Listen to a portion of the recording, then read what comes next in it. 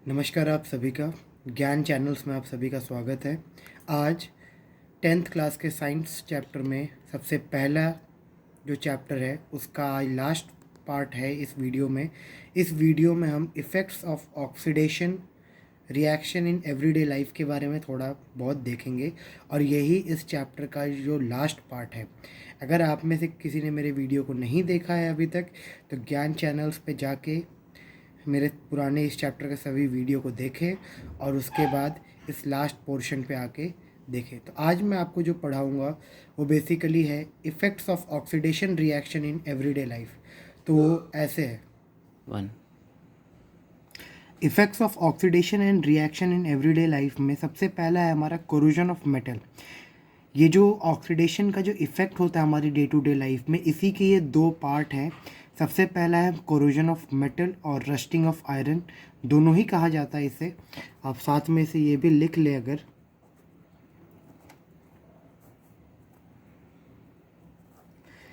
Corrosion of metal या rusting of iron भी कहते हैं। और rancidity of food, rancidity of food का मतलब बेसिकली क्या होता है कि जब आपका खाना ख़राब होने लग जाए तो उसे हम रैंसिडिटी कहते हैं। तो आइए सबसे पहले हम देखते हैं कि कोरोजन क्या होता है, उसके केमिकल इक्वेशंस के बारे में देखेंगे, उसके बाद रैंसिडिटी। 1. हाँ जी, कोरोजन ऑफ मेटल्स में सबसे पहले देखें जो डेफिनेशन है। Corrosion is the process in which metals are eaten up gradually by the action of air, moisture और a chemical on their surface. मतलब क्या है, सपोज़ कीजिए कि ये मेरा क्या है, एक मेटल पीस है, ठीक है। इस मेटल पीस के ऊपर जब कोई भी एक लेयर आ जाती है, ऑक्सीडेशन होने के बाद जब एक लेयर आ जाती है तो उसी को हम कोरोजन ऑफ मेटल्स कहते हैं। या फिर रस्टिंग ऑफ आयरन बहुत ही इम्पॉर्टेंट पार्ट है इसका।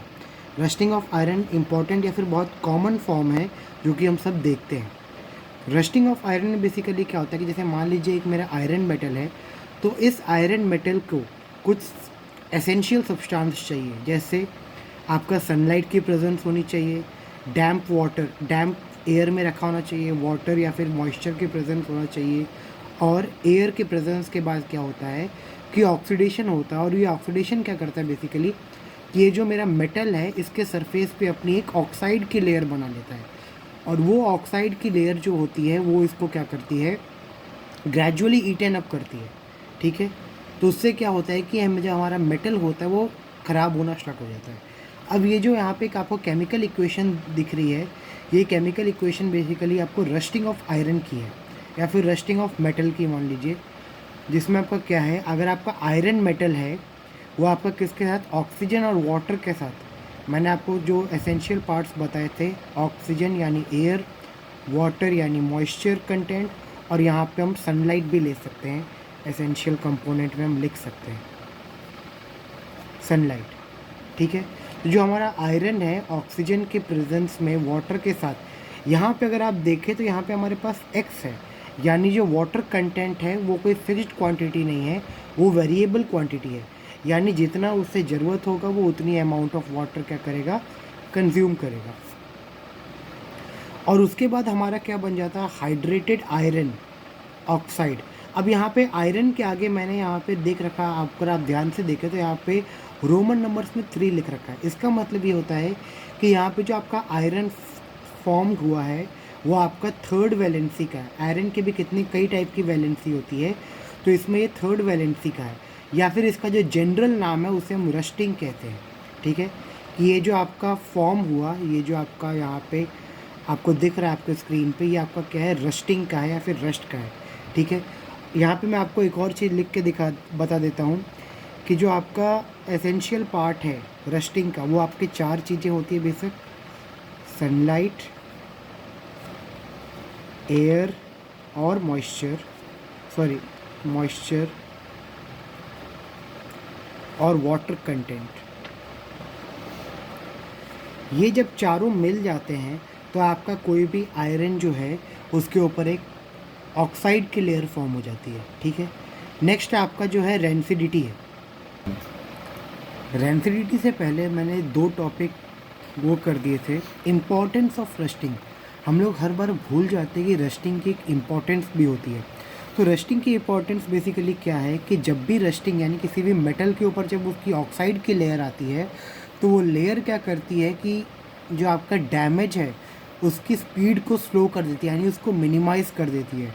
इस वजह से क्या होता है कि जो आपका आयरन मेटल है, अगर उस पर एक बार ऑक्साइड की लेयर आ जाती है तो वो बहुत धीरे धीरे ख़राब होता है, और अगर उसको उस बीच में हमने प्रिवेंशन कर दिया तो वो आपका आयरन मेटल जो है वो क्या होता है, फिर प्रॉपर उसकी ड्यूरेबिलिटी बढ़ जाती है।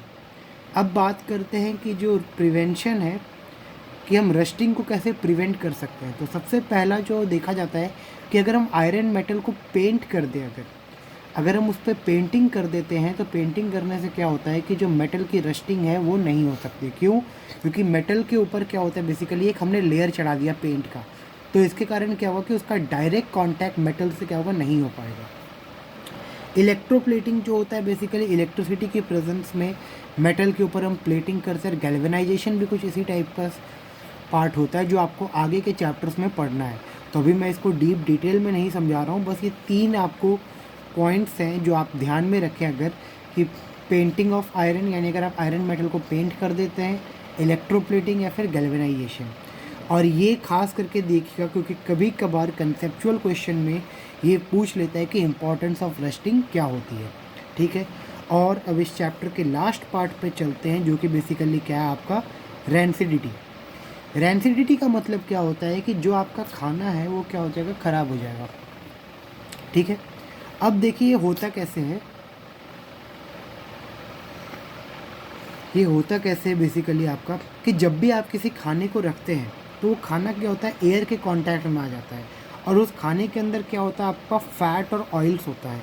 तो जब भी वो आपका ऑयल और फैट जो है एयर के साथ डायरेक्ट कांटेक्ट में आ जाएगा तो वो क्या करेगा, उस खाने को ख़राब कर देगा, उसका स्मेल ख़राब कर देता है, उसकी टेस्ट, उसका कलर काफ़ी सारा होता है। तो रैंसिडिटी की जो डेफिनेशन है वो बेसिकली है, the substance containing oil and fats are expose to the air, they get oxidised and become rancid, यानी ख़राब हो जाते हैं। ठीक है, and due to which unpleasant smell, taste and colour of food occurs, यानी जब ये आपका खाना ख़राब हो जाता है तो उस खाने को में आपको बहुत अजीब सी स्मेल होती है, यानी अनप्लीजेंट स्मेल, उसका टेस्ट भी ख़राब हो जाता है और कलर भी। अगर आप जनरली देखें तो अगर आपका खाना ख़राब हो गया है तो आपको ये कुछ चीज़ें आपको समझ में आ जाएंगी कि उसका कलर भी नहीं है, उसमें स्मेल भी बहुत अजीब सी आ रही होती है और टेस्ट भी नहीं मिलता। ठीक है, तो अब इस रैंसिडिटी को बचाने के लिए, यानी रैंसिडिटी की प्रिवेंशन करने के लिए हमारे पास कुछ टर्म्स है। सबसे पहला है एंटीऑक्सीडेंट्स। एंटीऑक्सीडेंट्स का मतलब बेसिकली क्या होता है कि एक ऐसा सब्सटेंस है जिसको अगर हम खाने में डाल देते हैं तो वो खाने की ड्यूरेबिलिटी क्या होता है, बढ़ा देता है, जिससे कारण आपका खाना क्या होता है, ख़राब नहीं होता। फॉर एग्ज़ाम्पल जैसे आपका जो आप देखते हैं कि कभी कभार आपको पैक्ड फूड होते हैं, ठीक है, उसकी जो ड्यूरेबिलिटी है वो काफ़ी ज़्यादा होती है। उसकी ड्यूरेबिलिटी ज़्यादा इसलिए होती है क्योंकि वो एंटीऑक्सीडेंट्स की वजह से होते हैं, और जो आपके सिलेबस में एंटीऑक्सीडेंट्स हैं वो 2 हैं। ठीक है, BHA और BHT। BHA का फुल फॉर्म होता है ब्यूटिलेटेड हाइड्रोक्सी एनिसोल, और BHT का फुल फॉर्म होता है ब्यूटिलेटेड हाइड्रोक्सी टोलिन। ये आपका ब्यूटिलेटेड हाइड्रोक्सी एनिसोल और ब्यूटिलेटेड हाइड्रोक्सी टोलिन जो है ये आपके 2 टाइप के एंटीऑक्सीडेंट्स हैं जो कि आपके खाने को ख़राब होने से रोकते हैं, बचाते हैं। इसको हम एंटीऑक्सीडेंट्स कहते हैं। ठीक है, उसके बाद आता है आपका नाइट्रोजन गैस। अगर आप लोगों ने ध्यान दिया हो तो जो भी आप लोग चिप्स के पैकेट या फिर कोई ऐसा पैकेट ख़रीदते हैं जिसके अंदर एयर होता है, यानी उसमें हवा होता है, उसके अंदर कौन सा होता है, आपका नाइट्रोजन गैस होता है। अब ये क्यों होता है, क्योंकि जो चिप्स वगैरह होते हैं उनके अंदर क्या होता है, बेसिकली आपका ऑयल और फैट्स होता है। अब वो ऑयल और फैट्स अगर आपका एयर के साथ में आ जाए तो अब तो ख़राब हो जाएगा, और जो आपका चिप्स होता है वो काफ़ी टाइम तक आपका क्या होता है, ड्यूरेबल होता है, यानी चल सकता है। तो इसलिए उसके अंदर क्या होता है, आपका नाइट्रोजन गैस डाल दिया जाता है। नाइट्रोजन गैस क्या करता है कि आपका ऑक्सीजन और ऑयल और फैट्स का क्या होता है, रिएक्शन को रोकता है। तो जैसे ही आपके चिप्स के पैकेट में जब आप देखते हो तो उसमें अंदर एयर जो होता है वो आपका नाइट्रोजन गैस का बना हुआ होता है। ठीक है, नेक्स्ट जो होता है रेफ्रिजरेटर। रेफ्रिजरेटर ऑब्वियस है, फ्रिज जिसे हम लोग कहते हैं, कि हम लोगों के घर में क्या होता है, रेफ्रिजरेटर होता है जिसमें हम क्या करते हैं, बेसिकली खाना डाल देते हैं। और उसके बाद क्या होता है कि उसके अंदर कूलिंग होती है, जिसके कारण क्या होता है कि एयर और फूड का कांटेक्ट नहीं हो पाता, इस वजह से भी। नेक्स्ट है आपका एयर टाइट कंटेनर। अगर आप अपने खाने को एयर टाइट कंटेनर्स में रख देंगे तो उससे भी क्या होगा, आपका खाना ख़राब नहीं होगा, वो आपका खाना क्या होगा, प्रिवेंटेड रहेगा, ठीक है। और एक है सनलाइट से दूर। कभी कभार क्या होता है कि अगर हम सनलाइट से दूर रखते हैं तो भी हमारा खाना क्या होता है, ख़राब नहीं होता। और एक लास्ट पार्ट है, जैसे हम लोग पिकल्स वगैरह बनाते हैं तो पिकल्स वगैरह में हम क्या कर देते हैं, सॉल्ट डाल देते हैं, ठीक है। ये जो सॉल्ट होता है ये भी एक तरीके से क्या होता है, आपका प्रिवेंशन का काम करता है कि जो भी आपका फूड है या फिर जो आपका पिकल्स है वो आपका कभी जल्दी ख़राब नहीं होता, क्यों, क्योंकि उसके अंदर आपका क्या है, सॉल्ट एडेड है। तो बेसिकली जो आपका फर्स्ट चैप्टर था उसमें यही सारे टॉपिक्स थे, और एग्ज़ामिनेशन पॉइंट ऑफ व्यू से आपको ये रैंसिडिटी का टॉपिक, इम्पोर्टेंस, ये सब आपको ध्यान रखना है, और ख़ास करके प्रिवेंशंस। और प्रिवेंशंस में 1 मार्क्स में क्वेश्चन कई बार पूछा जाता है कि एंटीऑक्सीडेंट्स क्या है, और इसके आपके 2 एग्जाम्पल्स हैं, तो ये आप ध्यान से देख लीजिएगा। और चैप्टर नंबर 1 में इतना ही था। अगर आपको कोई डाउट होगा तो आप कमेंट सेक्शन में जाके अपना डाउट पूछ सकते हैं।